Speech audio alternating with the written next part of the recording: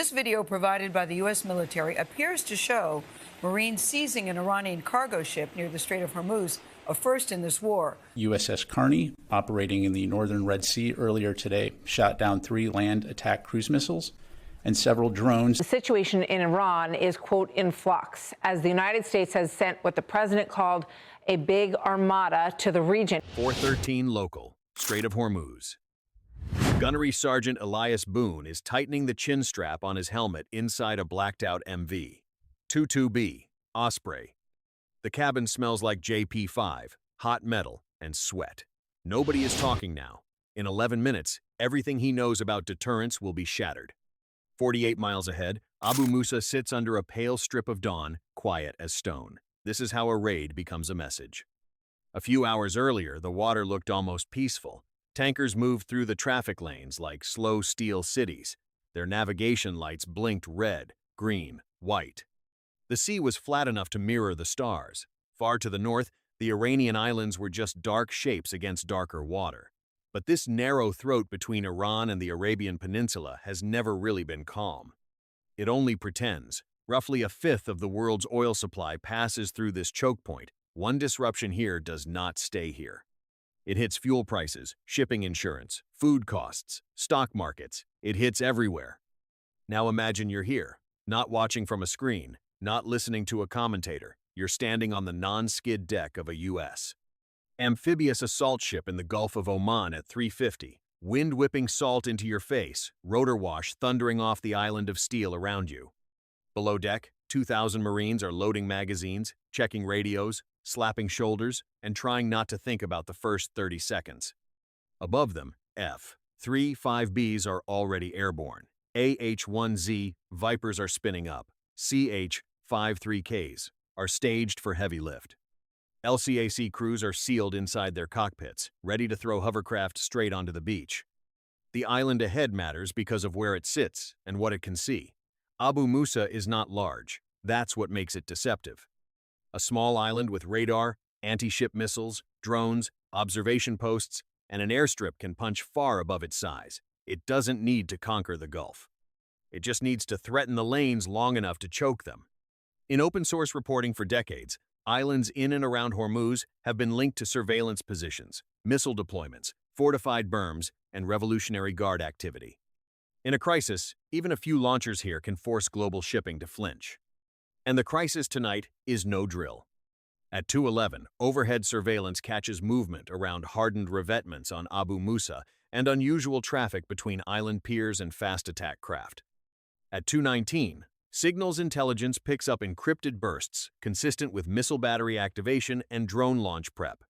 At 2:27, a patrol aircraft north of Oman tracks several small vessels forming off the island's southern side, moving like they're preparing to escort minilayers into the channel. At 2:31, the pattern becomes impossible to ignore. This is not posturing. This is the setup for closure. From Tehran's perspective, the calculation is brutally simple. If they can threaten the strait for even a few hours, they can shock energy markets, force insurers to halt transit, and prove that every carrier, every destroyer, every airbase in the region can be made to pay a price. They don't need a long war. They need a sharp, theatrical crisis. They need to show they can hold the world's economy by the throat with one hand while daring Washington to escalate with the other. And on the island, the local commanders think they've found the perfect shield. They believe the Americans will do what large powers usually do under political pressure: stay offshore, fire missiles from distance, avoid boots on contested ground, and spend hours debating escalation. They believe geography protects them. They believe cluttered civilian traffic, coastal missile coverage, drones, mines, and overlapping air defenses buy them time. Above all, they believe nobody is bold enough to hit fast, land hard, and seize the key terrain before sunrise. There's a problem with that plan.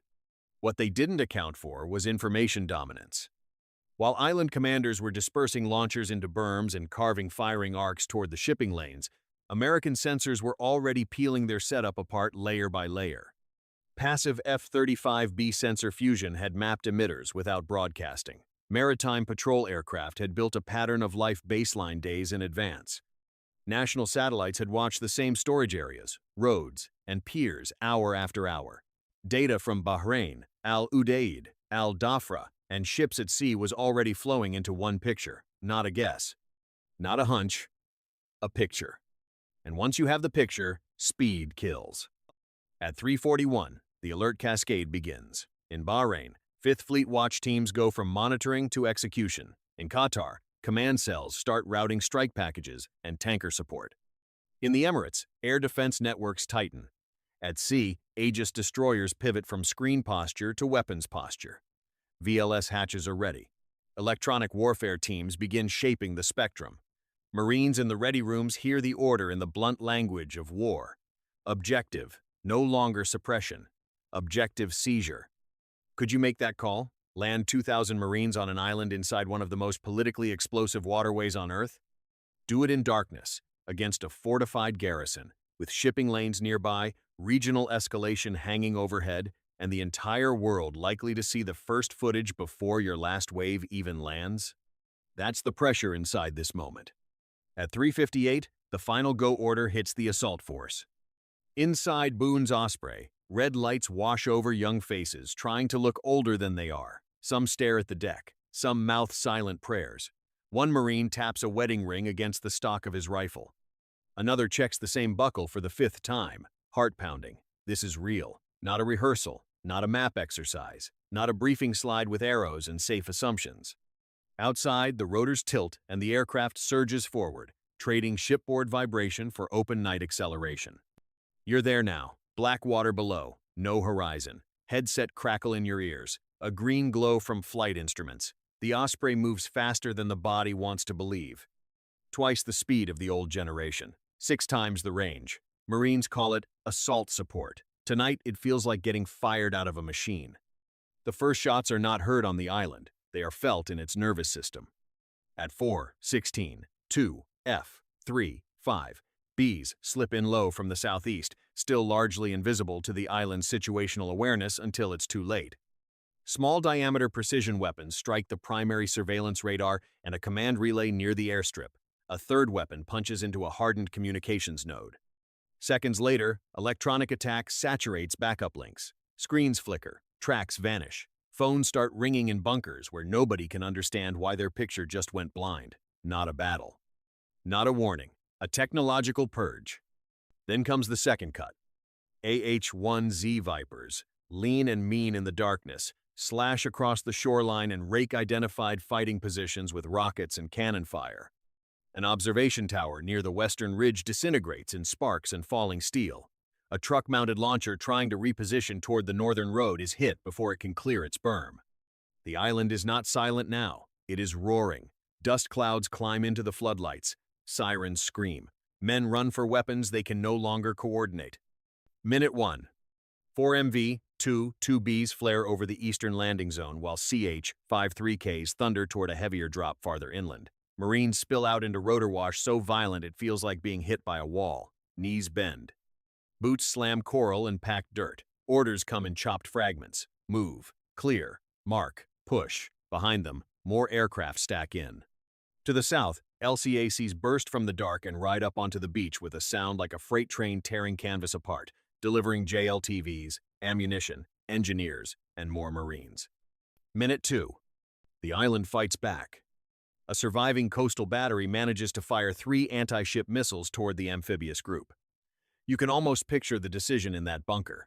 One chance, one salvo, make it count. But 40 miles away, an Arleigh Burke-class destroyer is already tracking the launch.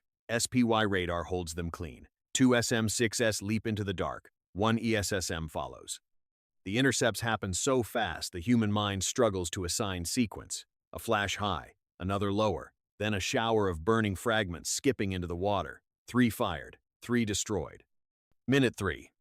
Iranian drones begin lifting from improvised pads on the island's north side and from small craft just offshore. 1, then 5, then 12.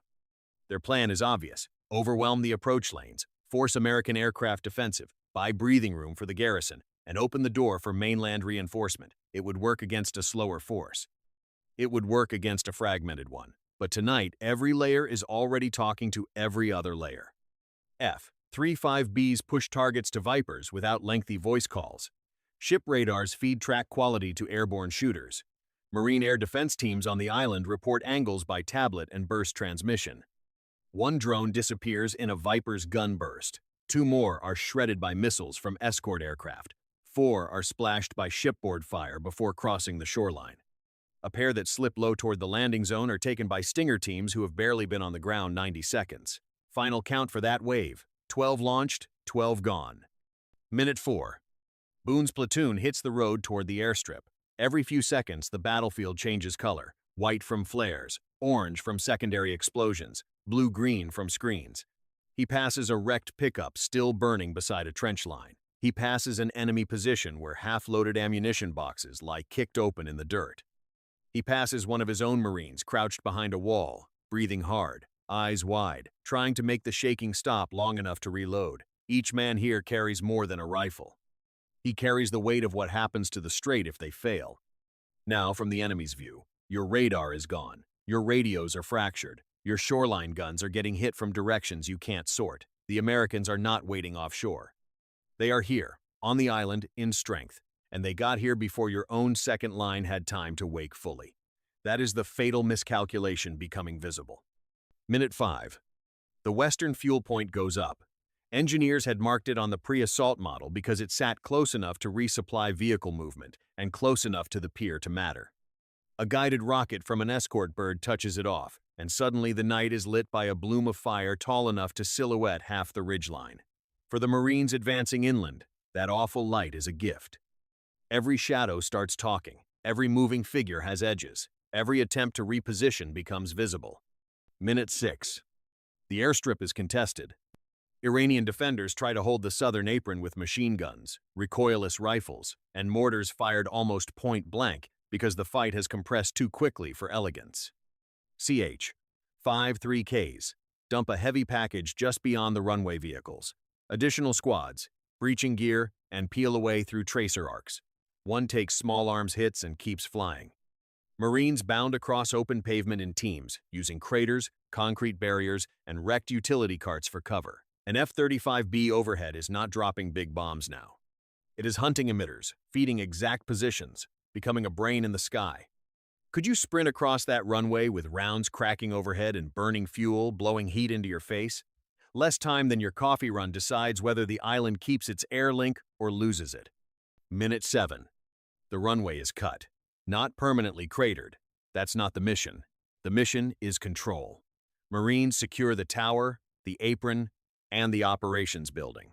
Resistance breaks in pockets instead of a line. Some defenders flee north toward secondary positions. Others try to hold inside hardened structures and find that once Marines get close, concrete becomes a trap. Not a fortress, a trap. Minute 8. The sea lane threat surges again. From the mainland side, fast attack craft and missile boats begin pushing out, trying to complicate the landing and maybe punch one lucky shot into an American hull. This is where the wider response shows its teeth. Naval helicopters vector them. Maritime patrol sensors hand off tracks. Destroyers and supporting aircraft engage at range. One boat vanishes in a bright column after a direct hit. Another slews sideways, burning. 3 more break formation and turn north, only to be caught by precision fire before they can reach open water. They thought the island battle would mask them. Instead, it exposed them. Minute 9. At the port, the hardest close fight of the raid is happening in a maze of warehouses, seawalls, and stacked containers. Here distance collapses. Here training matters more than hardware. You can have stealth aircraft, satellite feeds, shipboard missiles, all of it. But in the final 30 yards, it is still a Marine kicking through a steel door and another Marine covering the angle. Discipline, angles, breathing, trigger control. That is war stripped down to its oldest grammar. Minute 10. The last intact anti-ship launcher on Abu Musa tries to relocate toward the northern shore under cover of smoke. It never makes it. A Marine reconnaissance team, inserted earlier and nearly invisible amid the chaos, lasers the vehicle the moment it clears concealment. Seconds later, a precision strike drops straight through the smoke and erases it. That's the theme of the night. Every attempt to buy time is met by faster kill chains. Every fallback is already observed.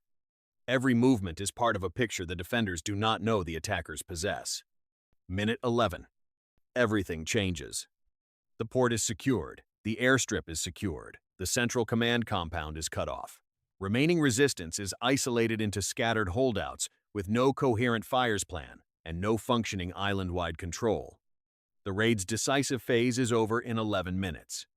Think about that, 11 minutes. Less time than a halftime break. Less time than most people spend deciding what to watch next. 11 minutes to tear the eyes out of a fortified island, break its missile teeth, seize its runway, shut its port, and turn a threatened maritime choke point back into a governed battle space. But the night is not finished. Not even close. At 4:31, mainland launch signatures appear. This is the moment everyone feared. Would Iran absorb the island blow or answer it with escalation across the theater? The answer comes in flame. Ballistic and cruise missile launches are detected from positions tied to coastal units farther north and east of the strait. Some are aimed at ships, some toward regional airfields. Some simply meant to flood the sky and force hesitation. Instead, they trigger the next rung of the response ladder. THAAD batteries farther afield are cued. Patriots come alive. Aegis ships shift from maritime screen to missile defense geometry. You're in that command center now, watching tracks multiply, each symbol potentially a crater, a fireball, a dead crew, a strategic decision. Could you tell which incoming matters most? Which to shoot first? Which is real? Which is decoy? Which is the one that kills if you guess wrong? The defense works in layers because modern survival demands layers. High and far, the first threats are thinned by ship and land-based interceptors. Lower and closer, additional missiles are engaged by Patriots and naval systems. Electronic warfare bends others off clean tracks. One cruise missile skims too low for comfort and is finally ripped apart by a point defense system, so close to an American ship that the crew feels debris rain into the water. The scoreboard by the end of that exchange is savage. 9 ballistic missiles launched, 7 destroyed before terminal phase, 2 fail to achieve meaningful effect, 14 cruise missiles fired, 13 intercepted, 1 splashes harmlessly after guidance disruption. That is when Washington authorizes the counterstroke. Not emotional, not theatrical, calculated. The order is limited in wording and enormous in effect. Eliminate the immediate capability to threaten the Strait of Hormuz from connected nodes beyond Abu Musa. Bases, storage, launch points, command chain. Future capability denial. Tomahawks rise first, ghosting out of destroyers and a submarine positioned beyond easy retaliation. Then, strike aircraft already orbiting under tanker support roll in. F-35S target surviving sensor nodes and air defense links. Navy and Air Force aircraft strike fastboat pens, drone hangars, and missile support infrastructure associated with the island network. The emphasis is systematic, not symbolic. Don't just punish. Strip function, strip coordination, strip the ability to repeat the attempt tomorrow night. Near Bandar Abbas, piers used to stage small attack craft are hit in sequence. On Keshem-linked support sites, storage compounds burn. Command relays, feeding island units go dark one by one. A production shed tied to drone assembly erupts in a white-hot flash and keeps burning after the camera feed shakes away. On the water, the surviving fast craft scatter like prey that finally understands the predator was never just the aircraft overhead, it was the entire network. This is where bad strategy meets modern integration and loses badly. Iran's leadership wanted a crisis that proved they could weaponize geography. Instead, they triggered a demonstration of what happens when a force controls the air picture, the maritime picture, the electronic picture, and the decision cycle all at once. While they were still trying to understand the landing, their island was already isolated. While they were launching retaliation, their supporting architecture was already being cut apart. While they believed they were escalating, they were actually arriving late to a fight whose outcome had been shaped hours earlier in the data. By 4:55, organized resistance on Abu Musa has collapsed into small, leaderless pockets. By 5:07, the last significant coastal gun position is silent. By 5:22, engineers have swept the main pier approaches. Marines hold the airstrip end to end, and the island's military usefulness as a choke point lever is effectively gone. The total decisive combat window? 42 minutes from first strike to final major suppression. Here's the timeline that tells the story. Minute 4, primary surveillance blinded. Minute 7, runway under U, S, control. Minute 11, Support and command corps isolated. Minute 23. Sea lane counterattack. Broken. Minute 32. Mainland retaliation largely intercepted. Minute 42. Island network neutralized. Final tally. In this fictional scenario, 2,000 Marines committed, 40 drones and missiles launched against the operation and supporting force, 37 intercepted or destroyed outright. 3 achieve only limited, non-strategic effect. 11 minutes decide the island, 42 minutes decide the wider battle. The garrison loses its launchers, its radar, its pier access, its airstrip, and its command cohesion. American losses are real because they always are in real fighting, but far lower than the strategic consequences of letting the strait close. And that is the hardest lesson here. Modern warfare in a place like Hormuz is not about who owns the biggest speech, the loudest threat, or the most dramatic headline. It's about who sees first, connects fastest, and acts before the other side realizes the old assumptions are dead. Geography still matters, islands still matter, choke points still matter. But information dominance matters more. A small island can threaten global commerce. A faster kill chain can erase that threat before dawn. So how does this change your view of modern warfare? Share your take. Subscribe to join the discussion.